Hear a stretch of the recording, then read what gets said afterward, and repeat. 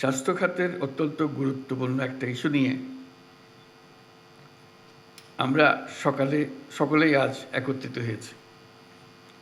গুরুত্বপূর্ণ বলছি এই কারণে যে জাতীয় উন্নয়ন অগ্রগতি নিশ্চিত করতে হলে দক্ষ কর্মক্ষম মানব সম্পদ দরকার। দক্ষ কর্মক্ষম মানব সম্পদ ব্যবস্থাপনা গড়ে তুলতে না পারলে ব্যক্তিগত জীবন থেকে জাতীয় উন্নয়ন কোনোটাই যথাযথভাবে করা যাবে না। তাই যে কোনো পরিস্থিতি হোক না কেন এবং যত চ্যালেঞ্জিং থাকুক না কেন, আমাদেরকে সুস্থ সবল প্রজন্ম গড়ে তুলতেই হবে। এই জন্য সরকারি বেসরকারি সুশীল সমাজ সকলের সক্রিয় অংশগ্রহণ প্রয়োজন। কেবল পারস্পরিক অংশীদারিত্বের মাধ্যমে এটা সম্ভব। আর সেই কারণেই আজকের আয়োজন গুরুত্বপূর্ণ ও তাৎপর্যপূর্ণ। যেহেতু আমরা সবাই একসঙ্গে, সারা সরকার একসঙ্গে বিষয়টির মোকাবেলা করতে চাই। পৃথিবীর প্রায় সব দেশেই অসংক্রামক রোগ দিন দিন বিস্তৃত হচ্ছে। বাংলাদেশের আর্থসামাজিক ভৌগোলিক অবস্থান এবং বিপুল জনগোষ্ঠীর ছোট এলাকায় বসবাসের প্রেক্ষাপটে এই পরিস্থিতি আরও সংকটময়। তাই এটি জাতীয় স্বাস্থ্য ব্যবস্থাপনার সম্ভবত সবচাইতে গুরুত্বপূর্ণ দিক, যা শুধু স্বাস্থ্য খাত নয়, আমাদের সামগ্রিক অর্থনীতি, সামাজিক নিরাপত্তা এবং টেকসই উন্নয়নের সাথেও নিবিড়ভাবে জড়িত। বিশ্ব স্বাস্থ্য সংস্থার 2022 সালের প্রতিবেদন অনুসারে বাংলাদেশে মোট মৃত্যুর শতকরা 71% ঘটে অসংক্রামক রোগের কারণে। এর মধ্যে শতকরা 51% মানুষের মৃত্যু হয় 70 বছরের বয়সের নিচে, যাকে আমরা অকাল মৃত্যু হিসেবে বিবেচনা করে থাকি। আমাদের ব্যক্তিগত চিকিৎসা ব্যয়, আউট অফ পকেট এক্সপেন্ডিচার 69%, যার বেশিরভাগ অসংক্রামক রোগের জন্য ব্যয় হয়। অসংক্রামক রোগ হলে মানুষ উচ্চ চিকিৎসা ব্যয়ের মুখোমুখি হতে বাধ্য হয়। কোনো ব্যক্তির ক্যান্সার হলে তার পরিবারকে আর্থিক ক্ষমতার সর্বোচ্চ প্রয়োগ করতে হয় এবং প্রায় ক্ষেত্রে সহায়হীন, সম্বলহীন হয়ে পড়ে। কোনো কোনো ক্ষেত্রে বিদেশ থেকে অতি উচ্চ মূল্যে চিকিৎসা নেওয়ারও প্রয়োজন হয়। আমাদের বিপুল অঙ্কের টাকা চলে যায় বিদেশে এইসব রোগের চিকিৎসা খাতে। তাই অসংক্রামক রোগের চিকিৎসা ব্যবস্থাপনা যেমন উন্নত হওয়া জরুরি, তেমনি রোগগুলো যেন কম হয় অথবা একেবারেই না হয়, সেজন্য উপযুক্ত জনসচেতনতা এবং প্রতিরোধ এবং নিয়ন্ত্রণ ব্যবস্থা গড়ে তোলা দরকার। স্বাস্থ্যসেবা বিভাগের একার পক্ষে এটা সম্ভব নয়, এটার একার কাজও নয়, সবাই মিলে এটাকে করতে হবে। এই জন্য সব মন্ত্রণালয়ের সহযোগিতা দরকার। খাদ্য, কৃষি, শিক্ষা, ক্রীড়া, স্থানীয় সরকার, গণপূর্ত, এমন প্রত্যেকটি খাতের গুরুত্বপূর্ণ ভূমিকা আছে। প্রত্যেক খাত থেকে দরকার সুনির্দিষ্ট কর্মপরিকল্পনা ও নিবিড় উদ্যোগ।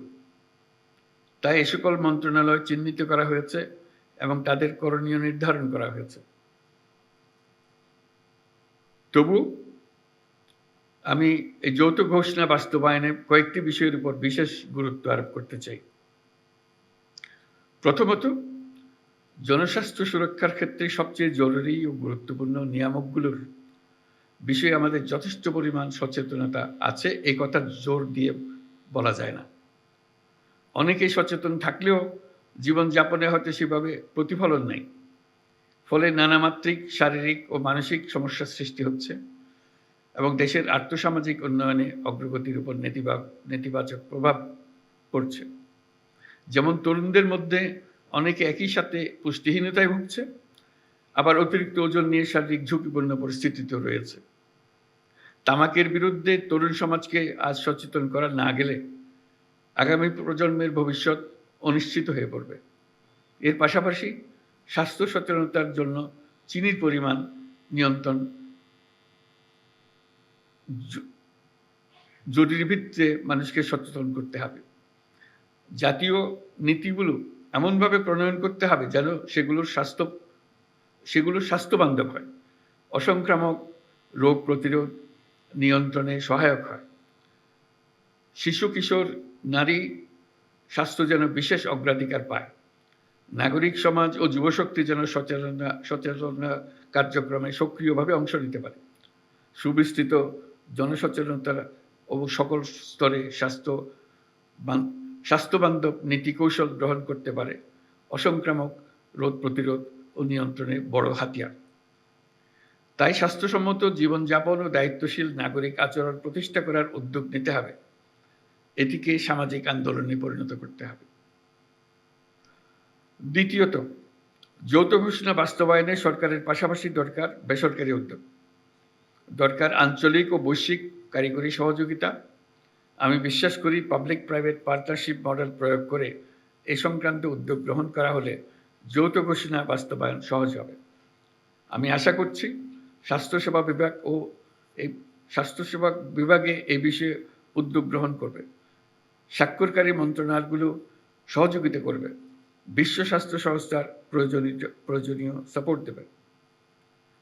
তৃতীয়ত, যে কোনো কর্মপরিকল্পনা বাস্তবায়নে নিবিড় মনিটরিং ও মূল্যায়ন আবশ্যক। আবার এগুলো করতে দরকার উপযুক্ত ও দক্ষ জনবল এবং আর্থিক বরাদ্দ। আমি এই দিকটা বিবেচনায় রাখতে সংশ্লিষ্ট সকলের দৃষ্টি আকর্ষণ করছি।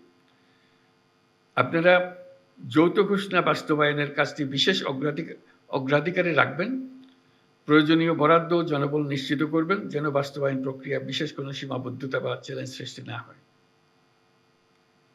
প্রিয় সহকর্মীবৃন্দ, আজকের এই যৌথ ঘোষণা স্বাক্ষরের মাধ্যমে জাতীয় স্বাস্থ্য সুরক্ষায় আমরা একসঙ্গে কাজ করতে নতুন করে প্রতিশ্রুতিবদ্ধ হলাম।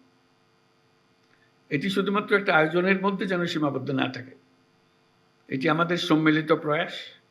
আমি বিশ্বাস করি এতে বাস্তবায়নের মাধ্যমে বাংলাদেশের জনস্বাস্থ্য সুরক্ষা কার্যক্রম আরও গতিশীল হবে।